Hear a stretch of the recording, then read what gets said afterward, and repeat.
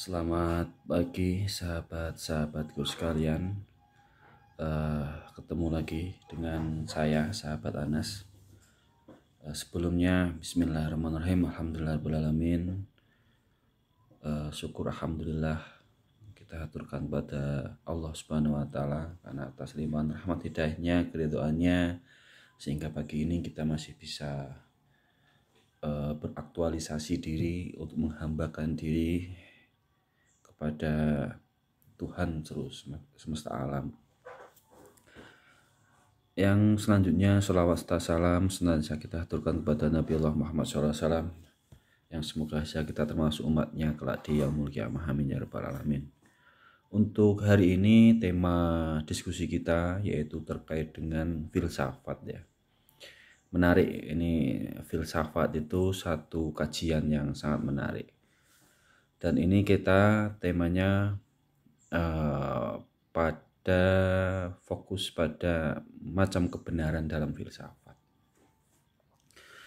Jadi secara umum itu ada 3 kebenaran dalam filsafat yang sering didiskusikan. Yang pertama yaitu kebenaran empirik ya. Kebenaran empiris itu kebenaran yang berdasar pada satu sistem analisa indrawi, pengalaman-pengalaman empirik saja.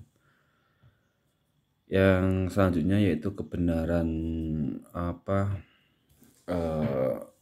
teknologi, ilmu pengetahuan.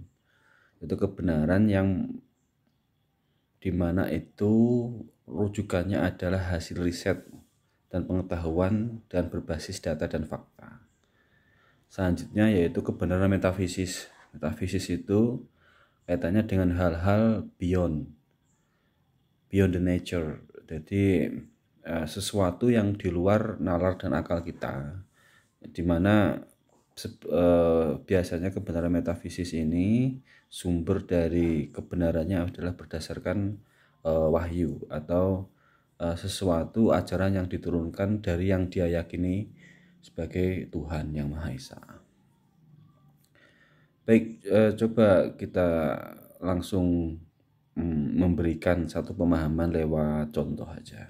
Contoh misalkan di sini ada satu gelas ya, gelas plastik, di mana ini ada isinya air ya. Di sini itu dari berbagai macam yang saya sampaikan tadi, kebenaran dalam filsafat ini bisa menimbulkan satu kesimpulan yang berbeda-beda. Contoh, ini ada yang menyimpulkan, saya tanya misalkan, gelas ini penuh atau tidak? Pertanyaannya sederhana, gelas ini penuh atau tidak?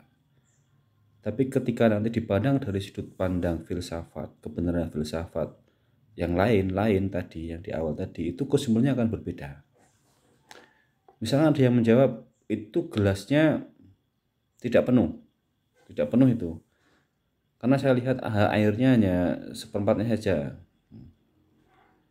Menurut kebenaran empiris yang bersifat panca indera ya memang ketika ini disimpulkan apakah gelas ini penuh atau tidak, kesimpulannya mungkin gelasnya tidak penuh karena di situ ada air yang kemudian secara fisik itu di atas air itu kosong, tidak terlihat apapun dan tidak ada apa-apa di atas airnya itu. Artinya gelas itu tidak penuh, hanya terisi air seperempat saja. Secara panca indera ini benar. Contoh lain misalkan ketika kita melihat bulan itu tidak lebih besar dari kelereng ketika kita lihat dari bumi. Secara panca indera itu benar, tapi kan belum tentu itu bisa dibuktikan secara saintifik yang nanti yang kita bahas setelah ini.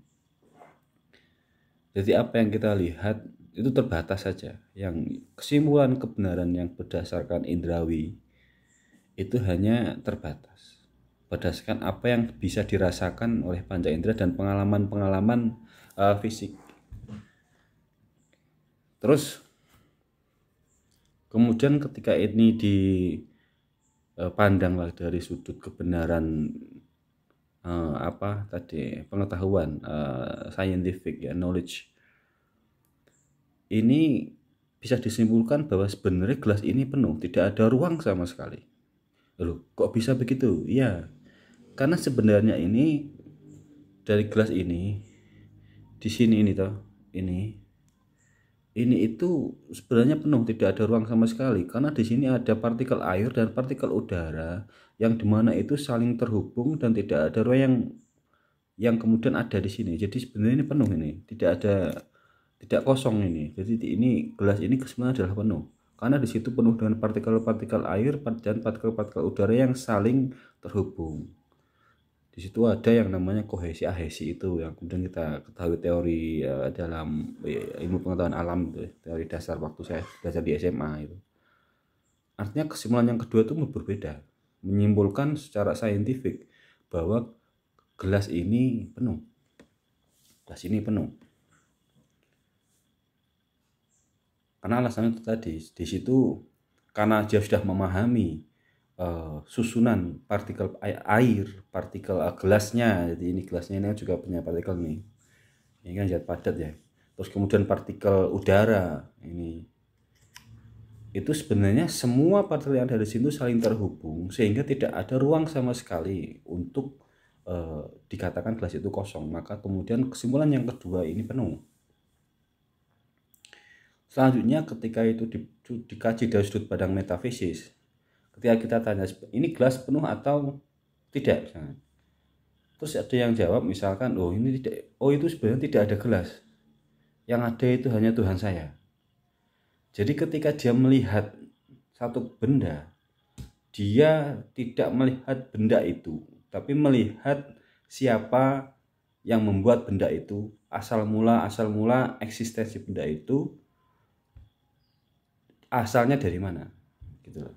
Jadi dia meyakini bahwa asal mula dari segala sesuatu itu adalah dari penciptaan Tuhan Yang Maha Esa, dan apa yang ada di bumi, di dunia ini semuanya adalah akibat dari adanya daya cipta dari Tuhan Yang Maha Esa. Maka dari itu ketika dia melihat sesuatu benda yang ada di bumi, itu adalah manifestasi ketuhanan yang dia lihat. Jadi paham ya? Jadi ini perbedaannya. Jadi ini menarik karena dari sudut pandang filsafat ini membedakan kebenaran saja sudah berbeda-beda sudut pandangnya. Ada yang tadi mengatakan gelas ini tidak penuh karena memang dilihat dari fisik memang kayak gini ya, nggak penuh ya, ada air dan yang di atasnya air itu kosong. Kalau kemudian kebenaran yang bersifat pengetahuan, knowledge tadi, ilmu pengetahuan, itu ini sebenarnya penuh karena penuh dengan partikel-partikel air, udara, dan gelas itu sendiri itu saling terhubung, jadi tidak ada ruang. Nah, untuk benar metafisis sejatinya yang ada di bumi ini, di dunia ini, apapun alam semesta ini adalah wujud perwujudan atas kuasa Tuhan. Jadi dia tidak melihat apapun selain wujud Tuhan dia. Jadi maka kemudian dia menyimpulkan seperti itu kosong, nggak ada apa-apa, saya melihat Tuhan gitu aja. Jadi setiap pengalaman individu, pengetahuan atas sesuatu individu, terus kemudian pengalaman spiritual metafisis individu itu akan sangat mempengaruhi bagaimana dia melihat satu hal lalu menyimpulkannya sebagai sebuah kebenaran. Nah, ini sangat penting sekali. Nah, ini mungkin di akhir ini nanti kita akan bahas di video selanjutnya. Ini ada pertanyaan. Dalam diri manusia itu kita ketahui ada nafsu, ada akal, dan ada intuisi, ada suara hati. Lalu kemudian ketika misalkan kalian misalkan minum, makan, makan pagi, misalkan pagi tadi Anda minum dan makan, itu adalah yang menggerakkan apakah akal, apakah nafsu Anda, apakah itu intuisi Anda. Lalu bagaimana kita membedakan satu proses perbuatan manusia itu berdasarkan nafsu, berdasarkan akal, atau berdasarkan intuisi, jadi metafisis ketuhanan yang kita yakini tadi. Coba nanti ini kita bahas dalam video selanjutnya. Untuk pagi hari ini saya kira sudah cukup, semoga bermanfaat. Saya akhiri, wassalamualaikum warahmatullahi wabarakatuh. Jangan lupa like and subscribe biar kita saling kenal ya.